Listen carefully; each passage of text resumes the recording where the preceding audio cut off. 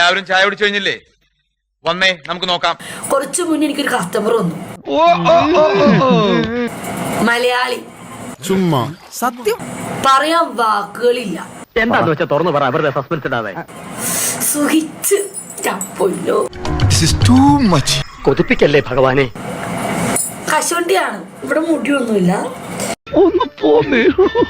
പുള്ളി ഇങ്ങനെ മസാജിന് വേണ്ടി ബാക്ക് സൈഡിൽ കിടന്നപ്പം എനിക്ക് ഫ്രണ്ട് കാണാൻ പറ്റിയില്ല. എനിക്കെന്തോ പോലെ. എന്നിട്ട് ഞാൻ ആ ചെക്കനെ ഉണ്ടല്ലോ, ദൈവമേ ഇവിടുന്ന് നാശമാക്കും. ഞാനങ്ങ് പൊളഞ്ഞു.